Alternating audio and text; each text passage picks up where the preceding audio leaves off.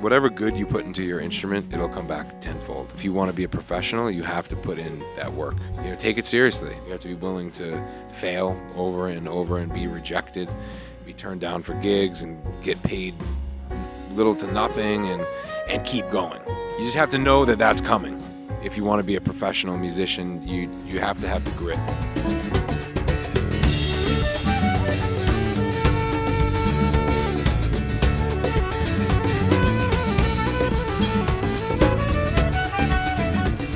Hello, everyone. I'm Rodney Veal, and I'm the host of Rodney Veal's Inspired by podcast.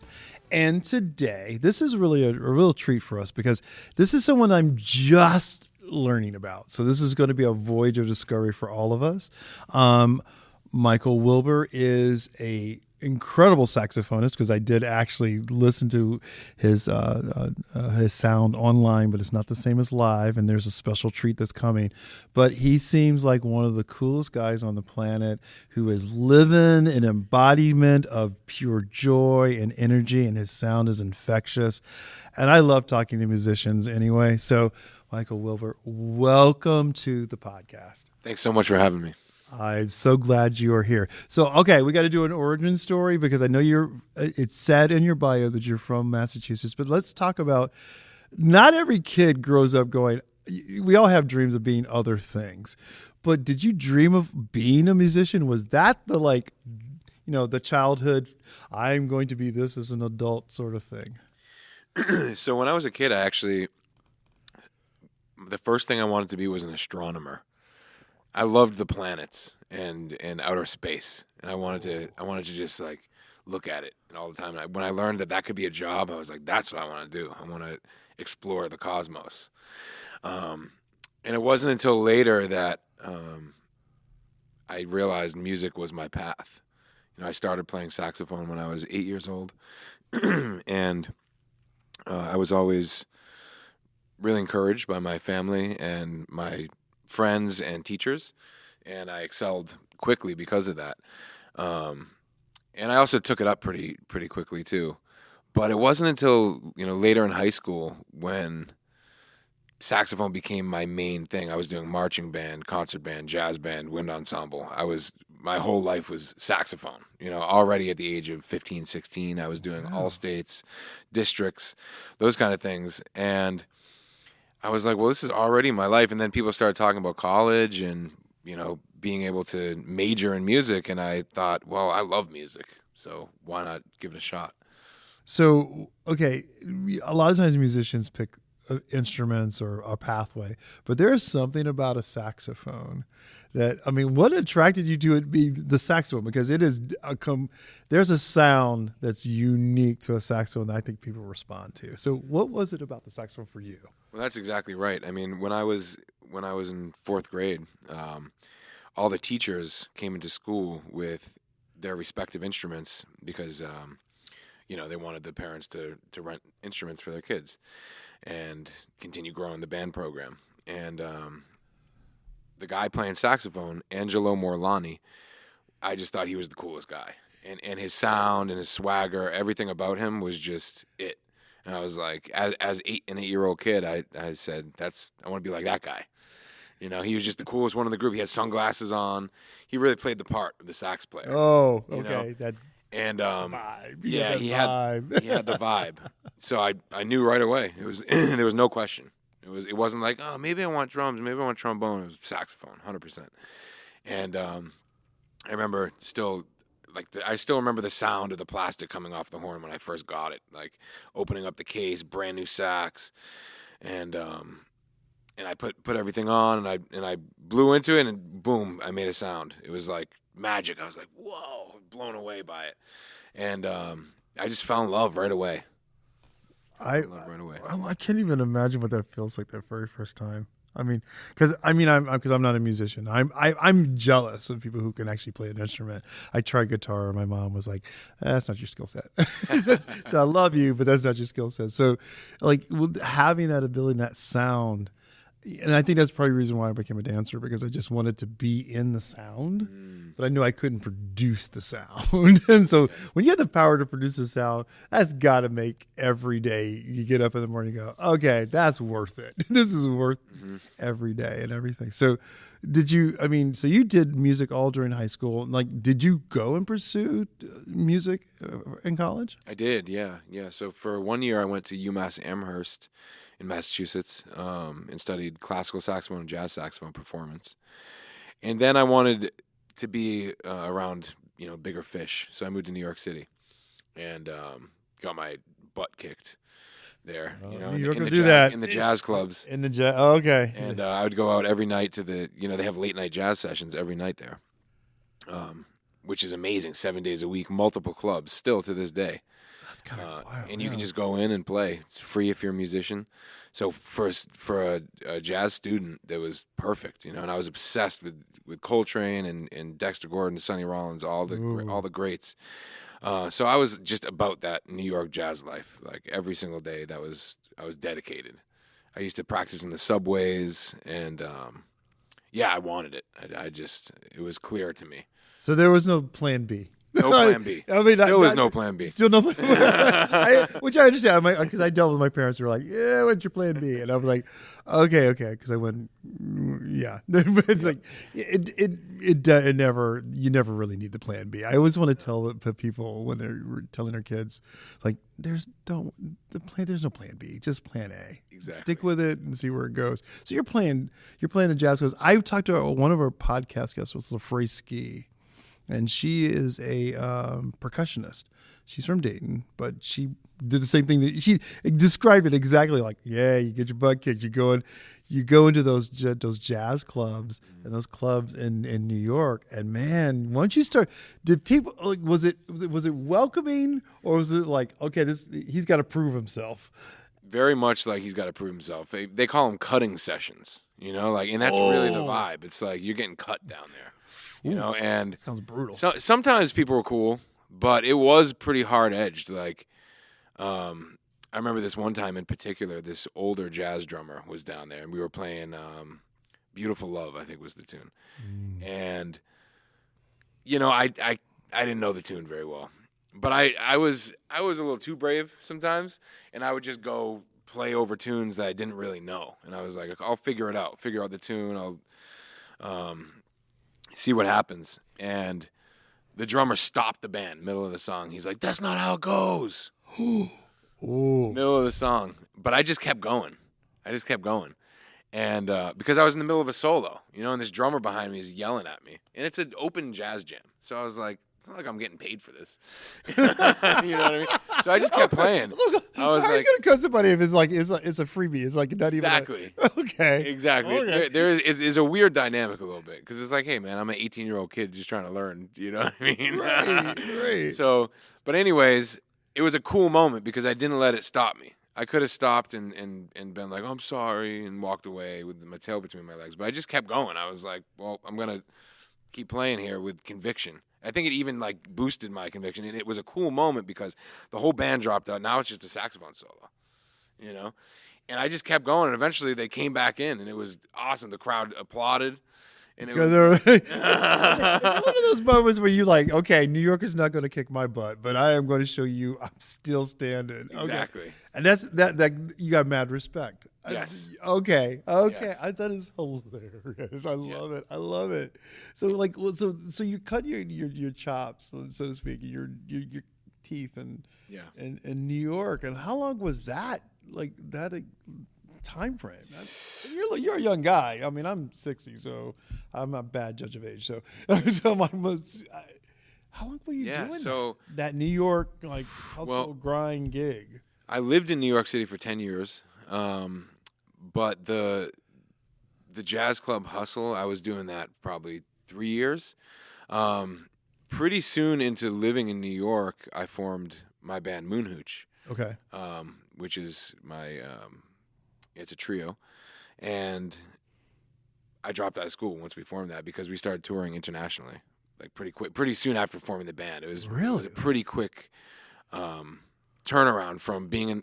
So that's a whole nother story. I mean, we're here. We got time. So I was like, I'm curious. Like, you said it was a pretty quick turnaround. So, like, I mean, You dropped out because you were at the new university? The New School. New School. Yep. Were you studying music at the New School? Yeah, it's the New School for Jazz and Contemporary Music. Okay. And it's on 13th Street in Manhattan. It was a great school. I studied with some incredible jazz legends there. But I was a broke college kid, so I needed to make money, and I've never been good at jobs. Okay. Very, very bad at working for other people. Service is not an option. Not my thing. So I started playing in the subways. Because in New York, you can really make money on the street as a musician. I would just go out there after school. I'd go any chance I'd get. I'd go to either Union Square or Washington Square or any of the L train platforms and play because that's where all the people were. And I'd make decent tips. So I was doing that a lot. And then I met my bandmates, and we started busking together. And basically, once we started busking together, we were playing dance music, kind of like housey jazz kind of stuff. Okay. And it just took off instantly. Like, it was like magic. The first time we played together, I think 200, 300 people started dancing around us and throwing tips in. We're like, that was my face exactly. I'm like, is this really happening? Is this really happening? Yeah. Wow. And it was just unbelievable. And within 8 months of us playing together, we were placed on a major Australian television show called Hamish and Annie's Gap Year. We were the house band for that. Like within the first year, a scout saw us. That's the beauty of New York, It's like you don't know who's walking around. You never know. Oh my God. So, and we were just out there 8 hours every single day. Once we saw that it worked, we were like, okay, this is it. We have to just drill this in every day, no matter how we felt. So we were doing that, and we got put on this Australian show, and then this musical artist Mike Doty, who used to be in a band Soul Coughing, picked us up and brought us on a national tour with his band opening. And that was kind of then I dropped out of school at that point. Well, that kind of makes sense. Yeah. At this point, I drop out of I'm just saying you're a house band for an Australia show. A major band says, "Hey, come tour with us." I would say that your plan A is working, yes, so exactly. to speak, right? Exactly. So oh my God, I'm like, so you guys just literally hit the ground running and have not stopped. So how long have you guys been touring together as a band? Because it's like you got 3 albums out, and so I tell you, everyone, go play this music in your home. Yeah. It'll inspire you to just have a good time and be creative and just smile. I brought a smile to my face. So is that was that the ethos? Was it wasn't like you guys are going to say we're going to play this moody, intense music, or you know what I'm saying? Like you have a choice. You could choose to go one way. Yep. As stylistically with a sound, but you chose a different kind of a sound. Yeah, so my band Moon Hooch, we actually have I think 8 studio albums. But Michael Wilbur, my solo project, just under my name, I have 3 full-length albums. Wow, okay, so that's what Yeah, so that's what it is. And I kind of went a different direction for my band. Basically, our band has been together 14 years. So at this point, we're focusing on our solo projects and kind of building other things while still maintaining the band. But my main focus recently has been the solo project and getting this music out here. Oh man! So are you touring solo? Yes. Oh wow! Yep. You got to get to Dayton. Okay, yeah, exactly. I'm putting that out there to the podcast folks. I'm like, okay, get this guy to Dayton, and I know the person. We'll talk later. I'm like, you need to talk to Libby over at Brightside. Yeah, she'll groove on you. Okay, love that. Duly noted. I love. Yes. See, that's the other thing I love about doing this show is I get excited about let's and making connections, and so I love the fact that you made these connections in New York City. Like I can't imagine the surrealness of it all going, what? And then now you're in the world. I saw clips of Moon Hooch playing in a traffic jam in France. Yep. Is that just your spontaneity? I mean, how do you? Because that's not an easy thing to do. Like, are you guys all in sync in that kind of vibe of like, let's go? Yeah, we were. I mean, so that day we were sitting in that traffic jam for hours. Like something bad. We actually don't know what happened. To this day, you don't even know. But it was just like miles down the road, bumper to bumper. So we're like, let's get out. let's get out and play for these people. And they were out there jamming. People loved it. And they loved it. It was like, I was like, there's something really cool about these guys. And I'm like, he's a cool guy. Like, he's got this vibe. And you talk about, like, and that kind of, there's something that was on a web page that talked about you just belief in the power of possibility. Mm-hmm. Like, just go for it. You've got a chance to do it. Absolutely. Is that how do you develop that personal mantra? Because it clearly, I have to ask this question. We'll answer that one, but I have another question. Yeah, I mean, I started meditating. Really, I'd say that was the catalyst for everything. Started meditating probably about 13 years ago, regular, every day. And just kind of being in that empty space, that space where anything is possible, and you kind of start to notice, like, oh wow, these thoughts are springing from nothingness, these ideas are springing from nothingness, these feelings are springing from nothingness. What's possible, and I just started realizing that the possibilities are endless, and that I can really shape my reality if I can hold on to this positive energy and express that through my music and my life. Wow. Was that like the meditation was obviously it's self-guided. So you just really, this is a conscious decision out of the nothingness to say, this is some element I need to tap in to that creative source, which I mean, it's that's a whole nother story. I mean, I grew up religious, and then kind of went to school and learned about other religions and kind of saw the unity in all of them, and started learning about Eastern philosophy and meditation and reading books. Most notably, a big change occurred when I read The Power of Now by Eckhart Tolle. I don't know if you ever read that. Yes, I have. It's a great book. Yeah, it is. So that really helped me. Just be in the present moment. And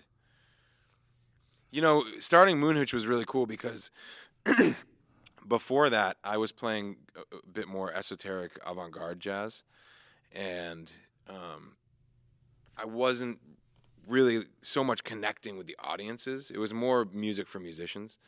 And once I started playing for people and seeing the joy that it brought, and like if I brought that intentionality to it to uplift people and help them dance and bring joy to their lives, it brought me so much joy. So it was like this symbiotic relationship that I'm noticing, like, oh, if I do good comes to me, and that just it keep multiplying. Yeah. Say that to the cheap seats, because that's a really legitimate thing. You really, I mean, that was my philosophy in doing the show and being a part of the station. Was I had an opportunity to celebrate other artists, and these artists, the stories were going out nationally. And so I'm like, it's a win-win scenario. I get to have fun and enjoy and learn how to be on television, and they get their stories told about how they're making this incredible art, whatever the art form is. I'm like, I go win-win. And my phrase is always, it's a win-win. Yeah. And it's like, yes. And I get a big smile on my face, and then I go into the next thing. And so and that's when you said Eckhart Tolle, and it's like this power of now and being present is like recognizing that all of your actions do have a ripple effect. Mm-hmm. And if the intentionality of happiness and joy behind it begats more happiness and joy. Yes. And I think there's some joy in your saxophone playing. There's happiness. And so I'm kind of curious about, because we there's a whole group of folks who listen to the podcast, and we always try to, I'm really, because I'm a former educator too, of like parents. Mm-hmm. What would you tell parents about because there's something that they don't quite understand about the creativity and so what would you tell a parent? Because sometimes they get a little nervous if their kid says, I want to play saxophone, or I want to be a ballet dancer, or I want to be they go, oh, and there's always this sense of tension, right, so to speak, towards that. What would you say to parents about that? Because your parents seem to be pretty cool about the fact that you went, I'm all in on the saxophone. Yeah, definitely. Definitely. They were cool with it. And, I mean, for me personally, like, my parents didn't have to push me much with it. I just loved it. So they were pretty open. they actually had to tell me to stop playing sometimes because it was just annoying the crap out of them. You know, I used to have to go into my closet and play. I just loved how loud it was, and I just loved making a ruckus, you know? And That's awesome. so, but they did give me that freedom they saw that it was positive, and they gave me the freedom to see where it went. So I would say just, you know, if you're a parent, definitely encourage your kids to explore and have fun with it. And I wouldn't put too much pressure on it in the beginning because the reality is it might not be what they want. I'm also an educator. I teach saxophone and music lessons, and I see sometimes these kids that you can tell that their parents are just like, they have soccer, they have lacrosse, they have hockey practice, they have band practice. Oh, God, they different things. Overproduce your child. Okay, because Exactly. that's a thing I don't subscribe to. Yes, Yeah, exactly. yeah. And then week after week the kid shows up and they're unprepared. They haven't practiced the scales I gave them or anything, and they show pretty much no interest in the saxophone. And I'll ask them, like, are you interested in playing this at all? And they'll be like, not really. And I'll be like, well, and it's like something that the parents yeah, and it's like something the parents are pushing them to do. I'm like, you know, why do that? Why have your kid do all this stuff? So I'd say, like, don't pile too much on. You know, when I was a kid, I basically just played saxophone. Like, I played saxophone and then just did whatever I wanted with my friends and played basketball and, you know, pickup games. And I was just a kid. You know, I was allowed to be a kid. So I think that's really important. But yeah, just, you know, the encouragement piece is great. If your child is into it, then and is actually showing interest, then encouragement, just pour gas on that fire, because that is everything. You know, when I look back on my career, it really is the encouragement of my elders and my peers that helped push me along. When you're a kid, you're so sensitive to, like, how you're perceived, and it's scary, you know? So, but if your parents have your back and with something that you love, then that's, I mean, what more can you ask for? And then if you have great teachers on top of that, it's really a path to success. I'm Bonnie Miles, Membership Coordinator of CET. Thank you for listening to Rodney Veal's Inspired By. This podcast is a production of CET and ThinkTV, two local PBS stations. As PBS stations, the work we do online, on air, and in the community is supported by listeners like you. If you're enjoying the show and would like to support our work, please consider becoming a member at cetconnect.org or thinktv.org. Plus, when you sign up to donate at least $5 a month, you'll get access to special members-only streaming videos on the PBS app through Passport. Learn more at cetconnect.org or thinktv.org. If you're enjoying this conversation, The Art Show, also hosted by Rodney Veal, is available to stream anytime from anywhere on YouTube or the PBS app. It was something that you said earlier that struck me, because I actually, you know, when you said Dexter Gordon, and I was like, oh yeah, because I'm old enough, you know, like my dad was really into as a kid, I just would play every album. It was Jungle Book and everything else that was on the shelf in the album selection, and Dexter was one of them, and Sarah Vaughan was another one. So that gives you a hint of where my I'm like, I love music. It just, you know, of all kinds. And dance music is a tricky genre because I was listening, I was like, it says dance music, but it isn't. I mean, I'm just out of curious, like, is that a label that you would describe it as purely dance music? Because, you know, you always have to have a category, but I think your music is defying a category. Right. I don't think it's purely not. Dance music. No, it's not. And, you know, it's tough because when you upload your music, I mean, your distributor has to choose a genre. You have to choose a genre, and they give you a really short list. Really? And yeah, it's really strange. It's like jazz, hip hop, dance, electronic, country, R&B, you know, and it's like, how could I can't, like, I wish there was like a wheel, like a mixture wheel. The mixture wheel, like 20% this, you know, right, like a little bit of everything. And it is a little bit of everything. Yeah. That's why I was like, so I was confused. I was going, I'm moving to it is rhythmic, but it's more than dance music. Right. It's also listening music. It's also, Yeah, it depends on the song. Right. you know, There were some things I was kind of like, ooh, I could see choreography to this. Yeah. I could see a modern dance company saying, you know what, I really want this. This is a part of a soundscape to movement too. So, Absolutely. so that's why I'm kind of curious about it because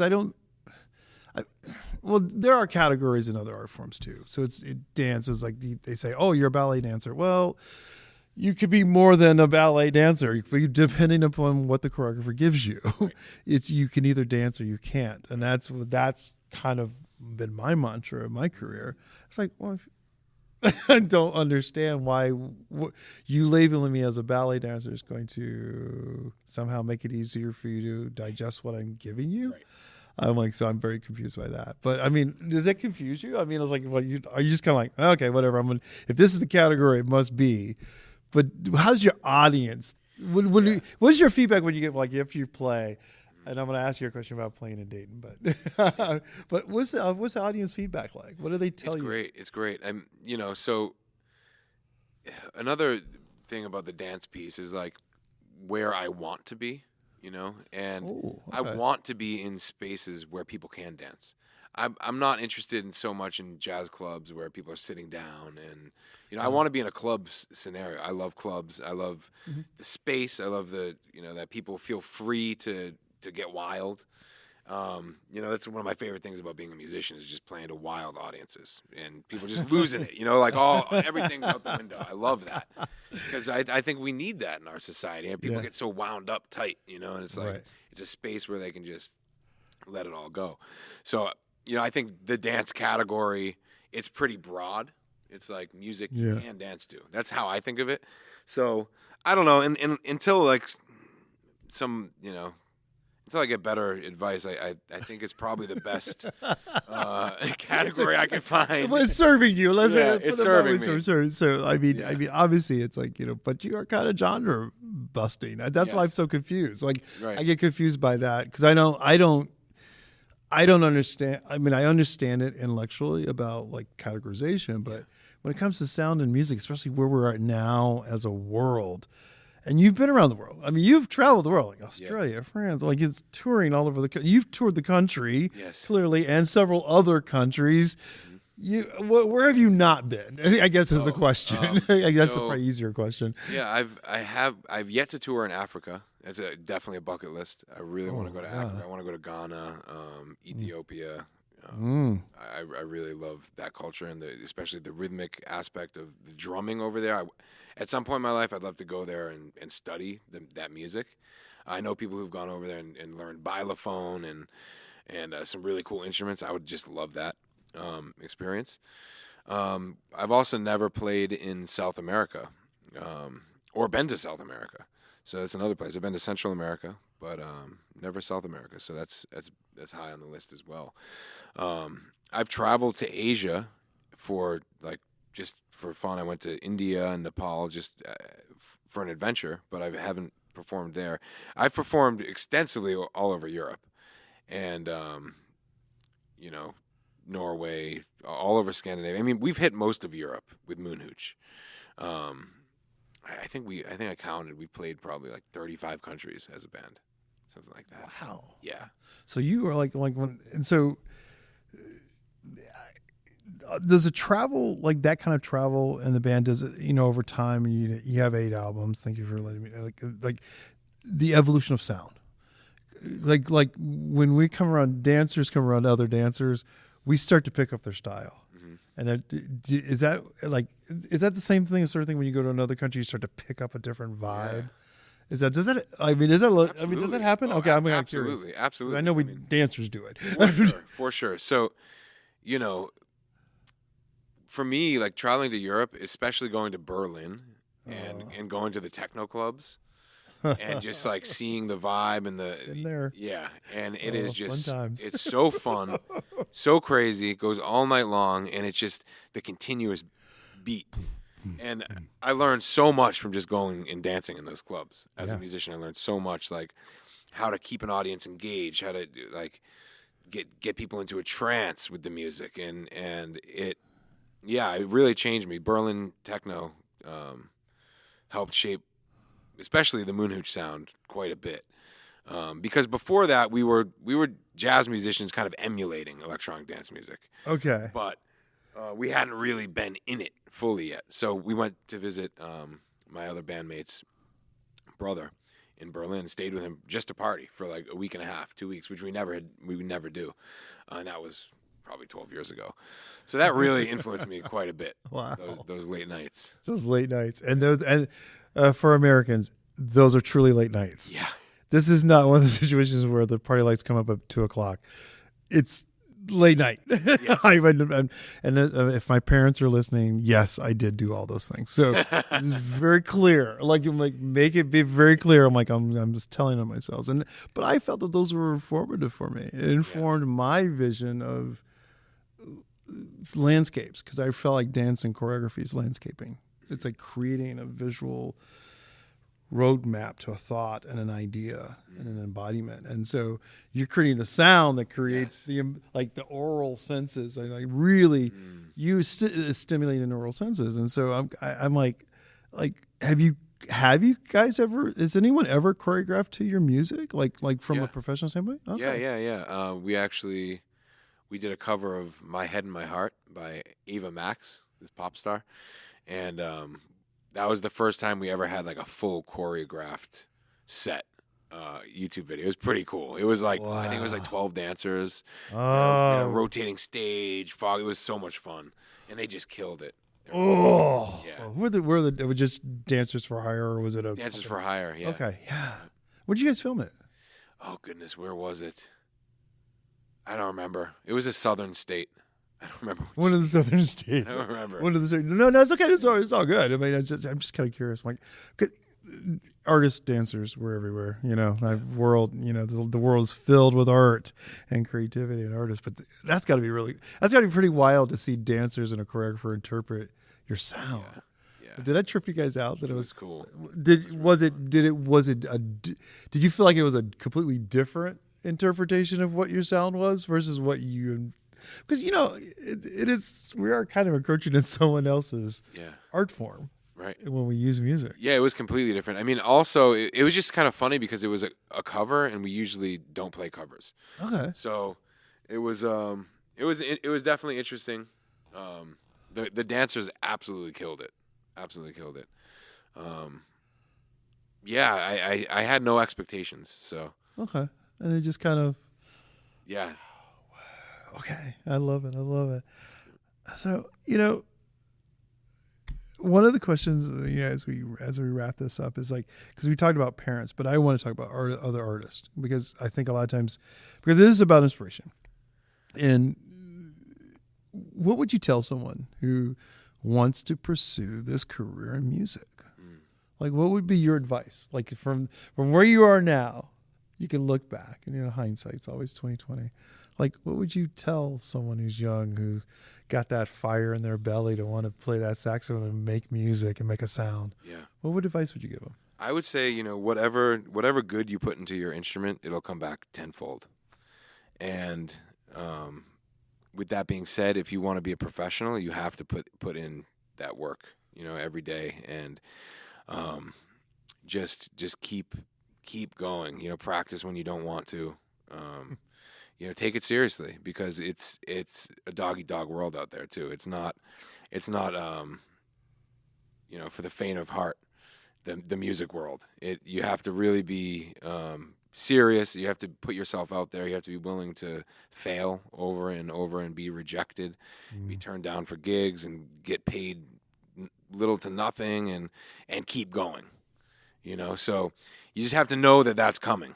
If you want to be a professional musician, you have to have the grit to get through it, and also be willing to work other jobs along the way, because music doesn't always pay the bills. You have to, especially at first, you have to just.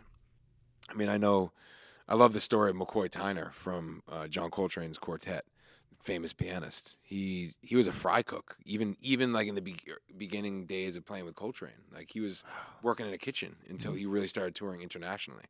So just the perseverance aspect of it, I think, is so important, to just persevere and expect adversity, because it's part of it. That's the best advice I think I've heard in a long time, and it's just absolutely true. So I have enjoyed learning about you, and you're going to play for us, so that's going to be a part of the podcast as well, which I am so excited about. But thank you for taking time out to have this conversation. My pleasure. Thank you so much for having me. Absolutely.